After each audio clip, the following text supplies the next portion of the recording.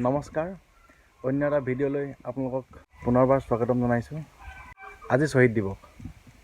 আজিৰ দিনটোতেই আমাৰ জাতিৰ পিতা মহাত্মা গান্ধীৰ মৃত্যু হৈছিল বুলি ক'লে ভুল হ'ব। তেখেতক গুলীয়াই হত্যা কৰা হৈছিল। আজিৰ দিনটোত তেখেতক সুঁৱৰি আমি শ্বহীদ দিৱস হিচাপে পালন কৰোঁ। আমাৰ স্বাধীনতাত তেখেতৰ ভূমিকা সৰ্বাধিক। নাথুৰাম গডছেই তেখেতক গুলীয়াই হত্যা কৰিছিল। কিন্তু কিয়? এই কিয়টোৰ উত্তৰ পাবলৈ আমি গোপাল গডছেৰ গ্ৰন্থ মে ইট প্লিজ ইয়ৰ অনাৰৰ অনুবাদ কৰিছে ত্ৰিদীপ শৰ্মাই, অসমীয়ালৈ অনুবাদ কৰিছে, আৰু সেই কিতাপখনৰ নাম হৈছে গান্ধীক কিয় হত্যা কৰিলোঁ। আৰু এই গ্ৰন্থখন পঢ়িলে আমি গম পাম গান্ধীক হত্যা কৰাৰ কাৰণ।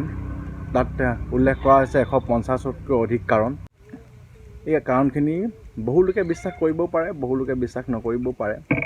কিন্তু যদি আপোনালোকে পঢ়ে কিছু কথা গম পাব।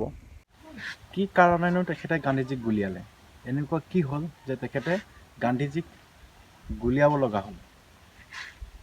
ভাৰত বিভাজনৰ সময়ত পশ্চিম পাঞ্জাৱৰ পৰা আহিবলগীয়া হিন্দু শিখ ধৰ্মাৱলম্বীৰ লোকসকলক গান্ধীজীয়ে উভতাই পঠাইছিল।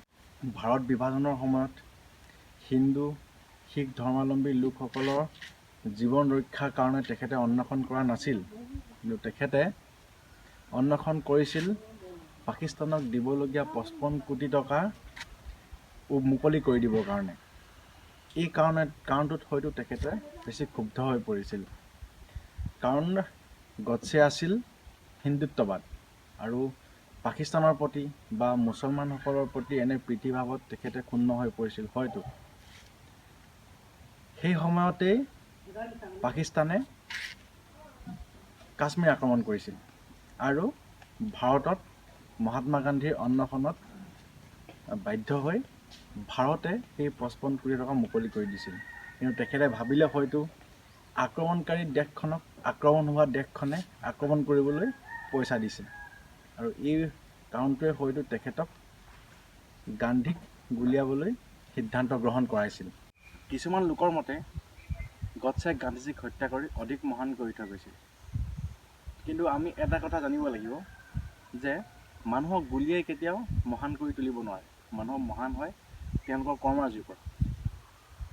বাৰু যি কি নহওক, এতিয়া কথা হ'ল গডছে গান্ধীজীক হত্যা কৰাৰ 150ৰো অধিক কাৰণ দৰ্শাই থৈ গৈছিল। কিন্তু আইনৰ আগত তেওঁৰ হৈ কোনো ধৰণৰ ভেলিড পইণ্ট বা উপযুক্ত কাৰণ দেখাব নোৱাৰিলে, গতিকেলৈ তেখেতক ফাঁচি দিয়া হ'ল।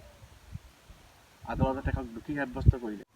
বহু বীৰ বীৰাংগনাই ভাৰতক স্বাধীন কৰিবলৈ যুঁজ দি আহিছিল।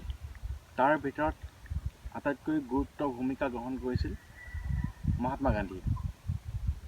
তেখেতক আমি কিদৰে পাহৰি যাম? তেখেতে ইমানবোৰ কাৰণ দৰ্শাইছিল যদিও কোনো ধৰণৰ কাৰণ আদালতে গ্ৰাহ্য নহ'ল, গতিকেলৈ তেখেতক শাস্তি দিলে। শেষত এটা কথাই কওঁ, নেতাজী সুভাষ চন্দ্ৰ বসু, মণিৰাম দেৱান, ভগত সিং, মংগল পাণ্ডে যিদৰে এজন সংগ্ৰামী নেতা, ঠিক তেনেদৰে মোহনদাস কৰমচাঁদ গান্ধীও তেওঁলোকৰ মাজৰে এজন সংগ্ৰামী নেতা, যিয়ে অহিংসাৰ পথেৰে শেষলৈকে যুঁজি ভাৰতক স্বাধীনতা দি গ'ল, কিন্তু অৱশেষত তেখেতকে গুলীয়াই হত্যা কৰিলে। ইয়াতকৈ আৰু দুখৰ কথা কি হ'ব পাৰে? কোনোবাই কিবা কাৰণ দিলে বুলি আমি আটাইখিনি কথা শুদ্ধ বুলি মানি ল'ব নোৱাৰোঁ বা মানি নল'ম, কাৰণ আদালতে যিহেতু দোষী সাব্যস্ত কৰিলে, গতিকেলৈ তেখেত মহাত্মা গান্ধীৰ হত্যাকাৰী হিচাপে চিনি পাম। তেখেতক সুঁৱৰি সকলোৱে এই ভিডিঅ'টো যাতে শ্বেয়াৰ কৰে, এই কথাবিলাক জানে, আৰু যদি অলপ হ'লেও কিবা ইনফৰ্মেটিভ লাগিছে ভিডিঅ'টি, তেনেহ'লে এটি লাইক কৰি দিব আৰু ভিডিঅ'টো শ্বেয়াৰো কৰি দিব। ধন্যবাদ। আৰু এটি কথা জনাই যাওঁ, আজিৰ দিনটোত কুষ্ঠৰোগ নিবাৰণ দিৱস, সৰ্বোদয় দিৱস পালন কৰা হয়। আৰু লগতে 1941 চনত অসমৰ স্বনামধন্য গায়িকা দীপালী বৰঠাকুৰৰ জন্ম হৈছিল আজিৰ দিনটোতেই। কথাটো জানি কেনেকুৱা লাগিল জনাব। ধন্যবাদ।